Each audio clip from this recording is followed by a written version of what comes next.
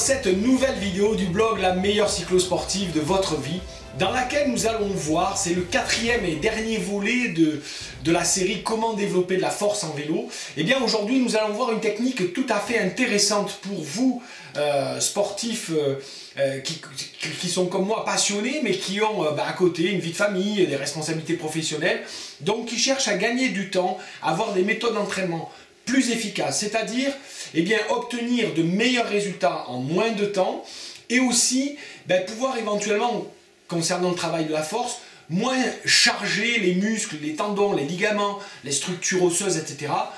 Donc ce qui veut dire moins de blessures. Cette méthode d'entraînement, c'est l'électrostimulation que nous allons voir ensemble maintenant. Alors, quels sont les avantages de l'électrostimulation? Eh bien, l'électrostimulation permet de contracter plus de fibres musculaires. Je m'explique. Par la contraction volontaire, quand vous faites un exercice de squat ou quand vous pédalez, vous arrivez à contracter un certain nombre de fibres musculaires, mais pas toutes.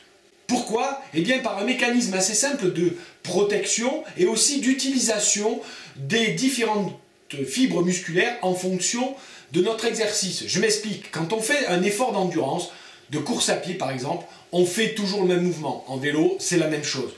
On pourrait croire qu'on utilise les mêmes muscles et toujours finalement les mêmes fibres musculaires, que ce soit 1 heure, 2 heures, 3 heures ou 5 heures. Or, ce dont on s'est aperçu, c'est qu'au bout d'un certain moment, les fibres musculaires qu'on utilise en faisant toujours le même effort, fatiguent. C'est d'ailleurs pour ça que naturellement, on a tendance à changer de position en vélo. L'intérêt de travailler la force en contractant un plus grand pourcentage de fibres musculaires, c'est que quand vous allez travailler en endurance, que ce soit en force, en puissance ou en vitesse, c'est pas grave, au bout d'un moment, vous devez être capable de mobiliser d'autres fibres musculaires. D'ailleurs, je suis sûr que ça vous est déjà arrivé de faire l'expérience, vous faites du vélo, vous êtes en bonne forme, mais d'un coup, vous allez courir, vous faites un autre sport qui mobilise les jambes, qu'est-ce qui se passe? Vous avez des courbatures, alors que normalement, vous êtes bien musclé. Parce que vous utilisez d'autres, on dit d'autres muscles, mais en fait, ce n'est pas d'autres muscles, vous utilisez toujours le quadriceps en course à pied comme en vélo. Sauf que vous les utilisez de manière différente, vous utilisez d'autres fibres musculaires, et donc vous avez des courbatures. Grâce à l'électrostimulation, vous allez pouvoir mobiliser par un même exercice plus de fibres musculaires, des fibres musculaires que vous ne pourriez pas mobiliser par un effort, un exercice conscient, et donc vous allez développer plus votre force avec moins de charge, moins de risque de blessure. Vous allez développer plus de force en moins de temps. Alors, comment on va procéder? 3 choses importantes. La première, c'est la progressivité. C'est-à-dire, beaucoup de sportifs commettent l'erreur quand ils achètent un électrostimulateur, qu'ils lisent les recommandations, qu'ils lisent les magazines, ils commettent l'erreur de mettre la pleine charge. Quelle est l'intensité qu'il faut mettre, Nicolas?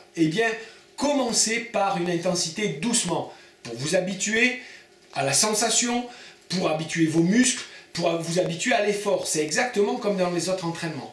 On ne commence pas tout de suite par soulever une barre de 200 kg, sinon on se fait mal. On ne commence pas tout de suite par mettre la charge maximum. En électrostimulation, vous allez avoir une mobilisation intense de fibres musculaires dont vous n'avez pas forcément l'habitude de les mobiliser.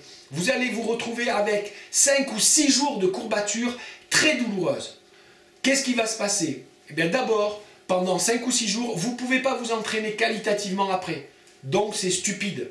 Deuxièmement, mentalement, si vous associez une telle douleur à chaque entraînement, croyez-moi, au bout de quelques semaines, votre appareil d'électrostimulation qui vous a coûté 3 francs 6 sous, vous allez le mettre de côté et regretter votre investissement. Donc ne faites pas cette erreur de mettre trop d'intensité. Commencez vraiment par une intensité très faible pour vous habituer.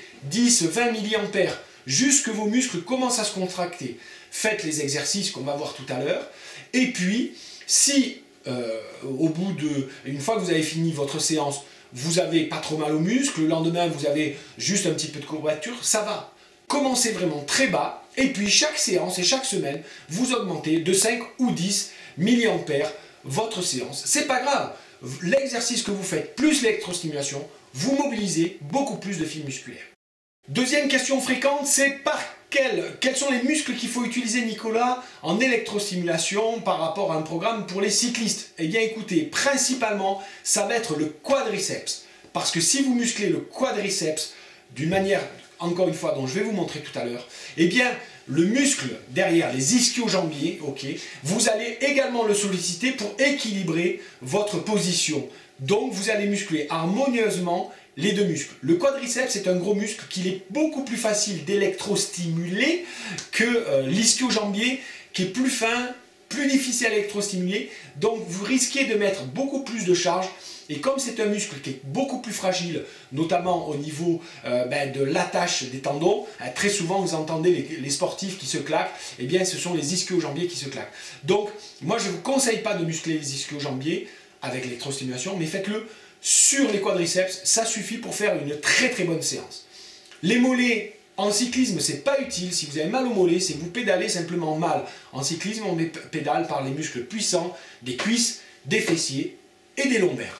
Quel programme maintenant d'électrostimulation? Eh bien écoutez, moi je vous conseille de faire au départ peut-être une séance ou deux par semaine d'électrostimulation.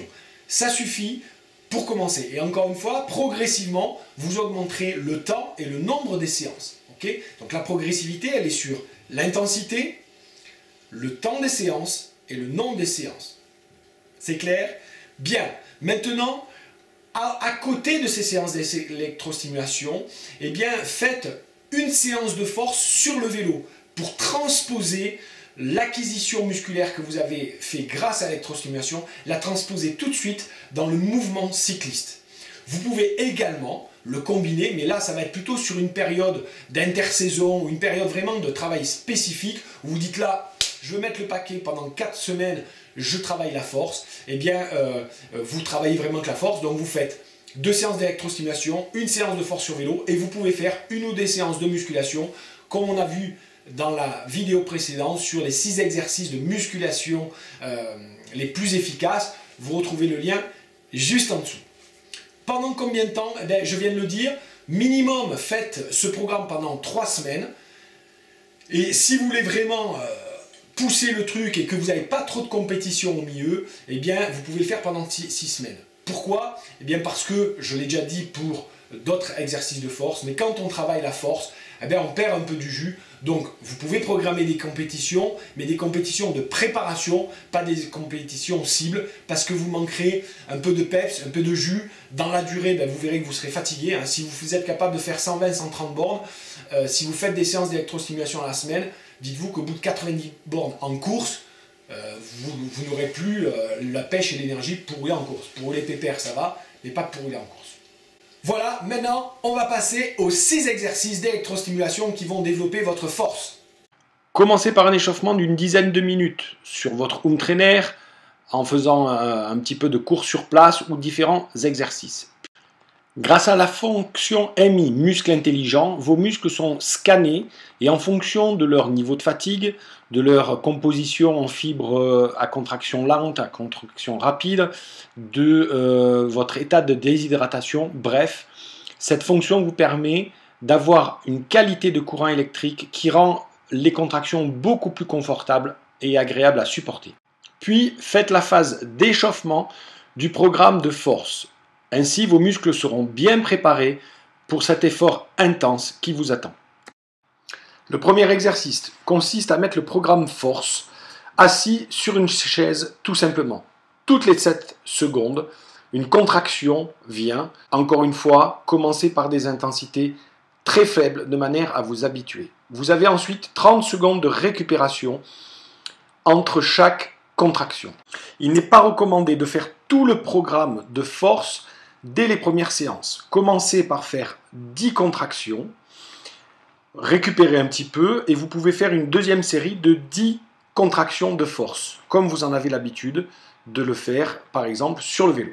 Avec l'habitude, vous pourrez augmenter le nombre de répétitions et le nombre de séries. Ainsi, vous garantissez une amélioration saine et progressive de votre force. Cet exercice est très intéressant pour découvrir les sensations de l'électrostimulation. Mais je ne le conseille pas dans le temps car il surdéveloppe les quadriceps sans faire travailler les ischios. Vous risquez alors de vous blesser pendant votre pratique de par le déséquilibre qu'il y a entre les deux muscles. Je préfère donc des exercices en situation proches du mouvement fonctionnel qui vont développer toute la chaîne musculaire proche de votre sport cible. Pour vous y habituer, commencez par faire un squat pendant les contractions et de vous rasseoir sur la chaise pendant la phase de récupération.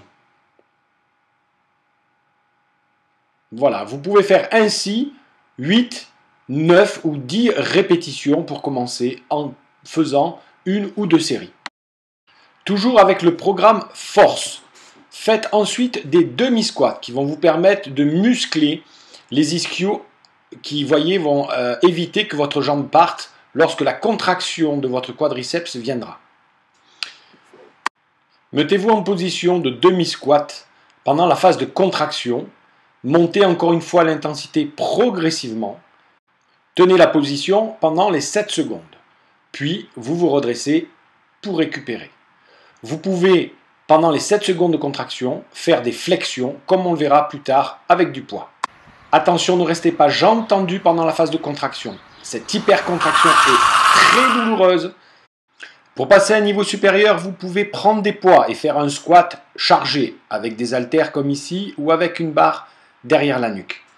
Ce type d'effort vous demande une concentration supérieure, une contraction des muscles supérieurs, mais vous verrez que l'exercice nécessite beaucoup moins de poids pour être efficace, ce qui engendre beaucoup moins de risques de blessures, bien sûr au niveau des quadriceps, mais également au niveau des lombaires, qui travaillent, qui sont sollicités, souvent avec des charges très lourdes que peut soulever le quadriceps, mais que les lombaires, qui sont un muscle moins puissant, subit et se fragilise. Faites le même nombre de répétitions que vous faites dans une séance de musculation habituelle, une dizaine par exemple. Mais vous pouvez diviser le poids par 4 ou 5 pour avoir les mêmes effets. Restez debout pendant la phase de récupération. Ici, pendant la phase de travail de 7 secondes, j'effectue 2 flexions avec les charges sur les épaules, ce qui permet d'avoir un travail beaucoup plus dynamique. La fente avant est à mon sens un exercice beaucoup plus intéressant pour le cycliste et beaucoup moins traumatisant que les squats. Elle peut également se pratiquer en électrostimulation, mais comme vous le voyez, je n'ai des électrodes que sur une seule jambe, et donc je fais 10 répétitions sur une seule jambe, je change mes électrodes et je fais 10 répétitions sur l'autre. Enfin, le meilleur exercice pour transposer les qualités physiques que vous avez développées grâce à l'électrostimulation à la spécificité du coup de pédale est de combiner n'importe lequel des 5 exercices que nous avons vus jusqu'à maintenant avec une séance de force de 2 minutes sur votre vélo en home trainer par exemple. Donc ici je prends l'exemple du squat sur la chaise pendant 5 squats, puis je prends mon vélo pendant 2 minutes, je fais de la force en m'appliquant particulièrement sur le coup de pédale, les mains en bas du guidon, et je pédale sur tout le cycle du pédalage en poussant et en tirant, en gainant très bien mon bassin. Au bout de 2 minutes, je reprends une série de 5 squats. Vous pouvez faire ainsi 5 séries de squats et 5 séries de 2 minutes. Mais encore une fois, montez progressivement, c'est la clé pour réussir votre séance. Voilà, c'est fini pour cette semaine. Maintenant, c'est à vous de jouer. Je vous retrouve très bientôt pour une prochaine vidéo.